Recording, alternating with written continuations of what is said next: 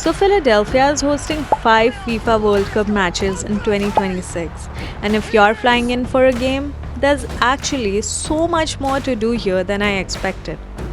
I just spent 3 days testing out what's actually worth your time, and honestly, I found this tiny alley that's been here since 1702, discovered the stadium area that's basically a sports entertainment complex, and ate my way through a food market that I'm still thinking about. I'm gonna break down exactly what worked and what I'd skip, and how I'd actually plan your time around the match day. Also, stay till the end because I figured out how to do the Rocky thing without a million people in your shots. Alright, let's get into it.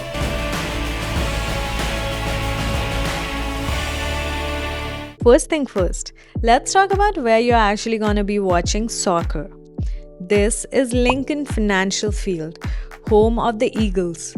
It's in South Philly and it's hosting 5 World Cup matches in June and July of 2026. Capacity is about 69,000, so these are gonna be massive games. And the cool thing is, the whole stadium district is set up for exactly this kind of thing.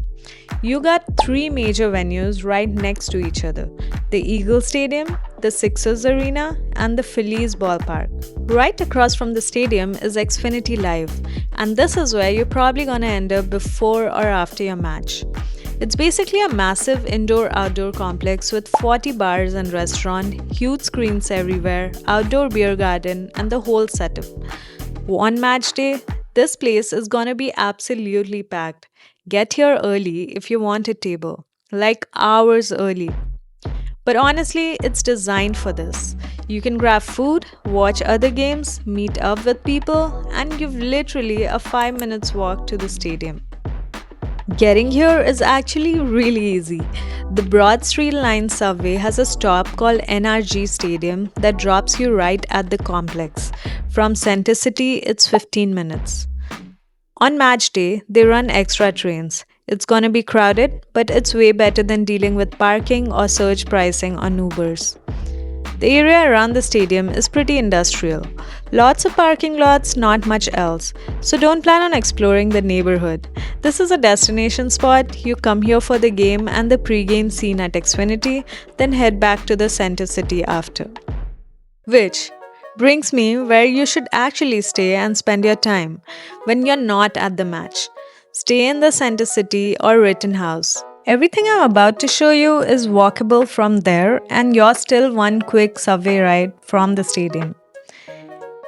Day 1, I started at the oldest residential street in America, which sounds like a bold claim, but it is true. This is Elfreth's Alley. 32 houses from 1720s, and people actually still live here, which is kind of wild. You can walk down it for free, which is cool. But there's a tiny museum at number 126. It's a seasonal museum open from April to November, so if you're coming for the World Cup, you'll luck out with good timing. It's $5 and I'd say do it. Takes like 15 minutes and you get all the history about blacksmiths and ship carpenters who lived here. Quick tip though, go early. I got here in the evening, but if you go in the morning, you can have the whole street to yourself. By noon, it's packed with tour groups and tourists due to its popularity. Hey everyone! Today we are at Elfreth's Alley in Philadelphia. It's in the Old City area. This is the oldest continuously inhabited street in all of US. It has buildings preserved from 1703 or 1720 to 1800s, and people do really still live there. So all of the houses behind me are residential except the gift shop and the museum, which the government has acquired, which is crazy, and they're also beautiful and well preserved. You can see the roads are paved and it's all cobblestone streets, so giving it an old-timey feel as well. Do come here if you ever decide to visit Philadelphia, which you should. Definitely should. It's beautiful. It's about a 10 minutes walk from there to waterfront, and this is where Philly kind of surprised me. Cherry Street Pier, They opened it a few years ago. It's just this really nice public park on the pier with gardens and hammocks and this crazy river views. I thought I'd walk through and leave, but ended up spending quite some time here. It's also seasonal, holds art exhibits and events. When I went, it was weirdly peaceful to walk through and take in the view. After walking around the Cherry Street, we found that it has a resident artist directory with different artistic displays of local artists here, which is nice because you get to see all of those for free. And then there's a beer garden which is closed, but the view from here is really cool. Just come hang out and take some pictures because I think one of the good Instagrammable spot in the area. Right next to it is Penn's Landing, which is bigger and more touristy, but it connects to Spruce Street Harbor Park. In the summer, they've got these glowing hammocks, which everyone sees on Instagram, food trucks, floating gardens, and the whole thing. It's also a great spot for running lovers. I was there in late April, so it's just opening. But in June for the World Cup, this whole strip is gonna be perfect. It'll be warm, everything will be open, and it's a great spot to hang out on a non-match day. I'm kind of like split between it being a little noisy around the main road area, but then it's much more peaceful if you go towards the waterfront. So it's totally up to your preference, but the view of the bridge is really beautiful. The lighting is really good. It's a great area to run or just hang out if you have some time.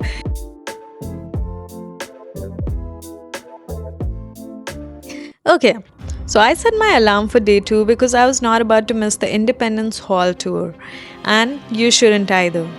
Independence Hall is where you get into the real American history.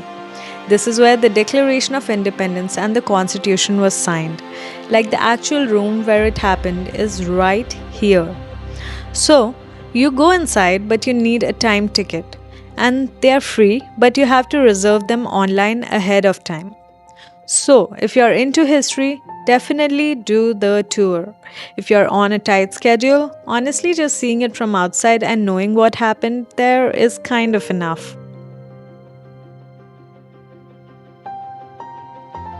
I didn't make it to the Liberty Bell, but I have been before. I know it's iconic, it's free, it's American history, but I ran out of time and the line looked long. So if you've never been or you're bringing family, definitely go. It's quick, 10 minutes. You can see the bell, read the plaques, take your photo. Not far from there is Reading Terminal Market. This place has been here since 1893. It's massive, and the second you walk in, it just hits you. Fresh bread, roasting pork, cinnamon from Amish bakeries, coffee, everything. It smells insane. There's Bassett's Ice Cream, literally the oldest ice cream company in America. Beeler's Donut, still warm when you get them, and D-Neck's roast pork, which is people genuinely fly to Philly just to eat. If you're here for a match, this is perfect for breakfast or lunch before you head to the stadium. It's open every day and it's in city center, so super convenient. After that, I headed to the Italian market. This is the real deal. It's a legit multi-generational market that's been here forever.